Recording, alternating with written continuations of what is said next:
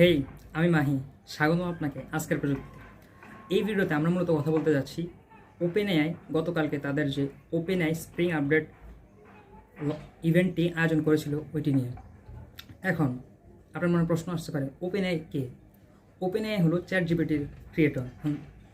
আমাদের প্রশ্ন আসতে পারে যে চ্যাট জিপিটিটা আবার কি? চ্যাট জিপিটি হলো এআই চ্যাটবট।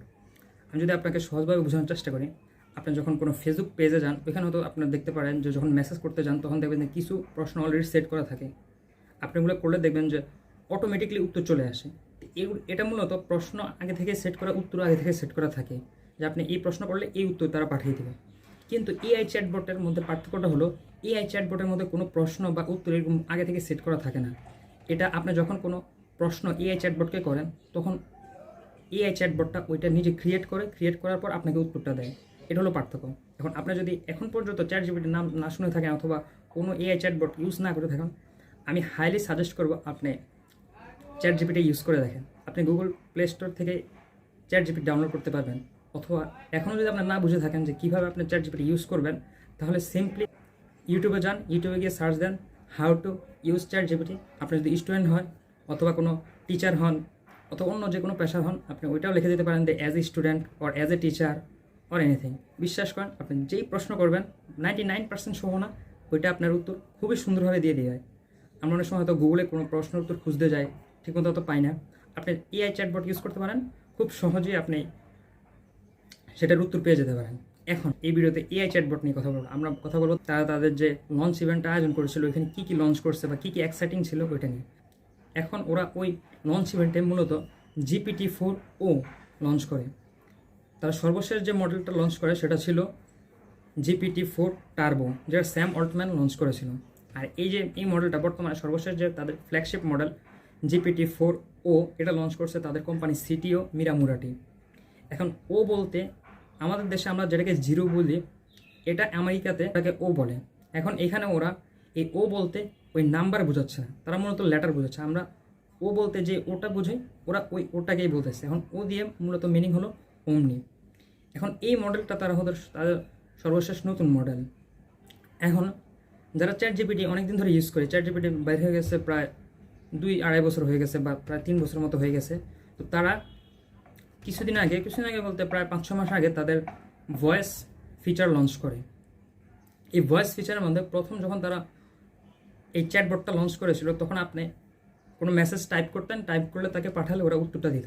এরপরে তারা একটা নতুন ফিচার যুক্ত করে, কথা বলার ফিচার। আপনি কথা বলে তার সাথে কথা বলে উত্তর বের করতে পারবেন, আপনি জিজ্ঞেস করতে পারবেন। ইংরেজিতে মূলত ভালো কাজ করে, বাংলা তো ভালো এখনও কাজ করে না।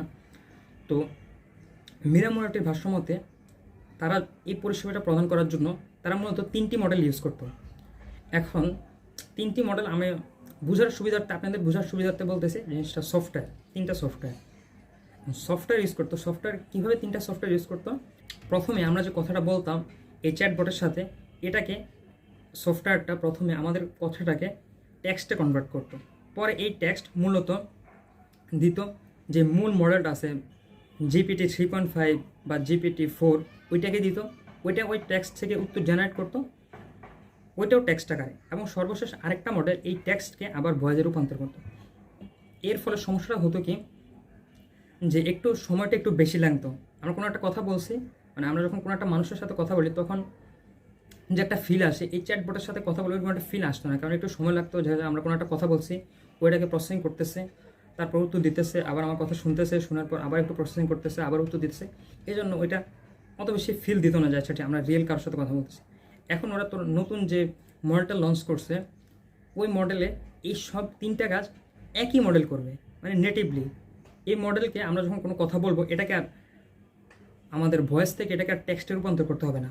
অথবা ও যখন কোনো একটা উত্তর তৈরি করবে, তখন ও এটাকে টেক্সটে না তৈরি করে সরাসরি ভয়েসে রূপান্তর করবে। এর ফলে আমরা রিয়েল টাইম একটা যে মানুষের সাথে কথা বলার বা কোনো মানুষের সাথে কথা বলার যে একটা ফিল, ওইটা পেতে যাচ্ছি। তারা তাদের ইউটিউব চ্যানেলে এই মডেলকে ইউজ করে বিভিন্ন কাজ করে দেখাচ্ছে। আমি হাইলি সাজেস্ট করবো, আপনার যদি আগ্রহ থাকে আপনি ওপেন এআইয়ের ইউটিউব চ্যানেলে গিয়ে এসব ডেমো দেখতে পারেন। তার মধ্যে আমার কাছে যেটা সবচেয়ে বেশি ভালো লাগছে, ওইটা হলো যে রিয়েল টাইম ট্রান্সলেশন। মনে করেন আপনি কোনো একটা বিদেশে গেছেন, যেখানে কেউ ইংরেজি জানে না, আপনি ইংরেজি বলতে পারেন। তো এখন মনে করেন আপনি চাইনিজে গেলেন, বা ওরা যেটা দেখেছে ওরা মূলত ইটালির দেখেছে। মীরা মুরাটি উনি ইটালিয়ান ভাষা পারেন, তো ওনার একজন কলিগ ওনার সাথে ইংরেজিতে কথা বলবে যে আবার ইটালিয়ান পারে না, তো ওরা মূলত এখানে চ্যাট জিপিটিকে ইউজ করছে। কেউ যখন ইংরেজিতে কথা বলতো চ্যাট জিপিটি ওইটাকে, চ্যাট জিপিটি বলতে এখানে আমি ওই যে নতুন যে মডেলটা আছে জিপিটি 4.0 ওই মডেলটার কথা বলতেছি, যখন কেউ ইংরেজিতে কথা বলতো শোনার পরে এটাকে আবার ইটালিয়ানে কনভার্ট করতো, পরে আবার যখন মীরা মুরাটি ইটালিতে আবার ওইটার উত্তর দিত ওইটাকে আবার ইংরেজিতে কনভার্ট করে দিত, এইভাবে মূলত ট্রান্সলেটটা করতাম। আরেকটা যে জিনিসটা ভালো লাগছে সেটা হলো আগে যখন আমরা ভয়েসের মাধ্যমে জিপিটির সাথে ইন্টারাক্ট করতাম তখন ওই ভয়েসের মধ্যে কোনো ইমোশন ছিল না। হ্যাঁ, আমি বলতেছি না যে ভয়েসটা পুরোপুরি রোবোটিক ছিল, বাট কোনো ইমোশন ছিল না। এখন তারা যে নতুন মডেলটা লঞ্চ করছে এটার মধ্যে ইমোশনও আছে, এটা বিভিন্নভাবে বিভিন্ন স্টাইলে কথা বলতে পারে বিভিন্ন ইমোশন নিয়ে। তো এই ছিল আজকের ভিডিও, ধন্যবাদ সবাইকে।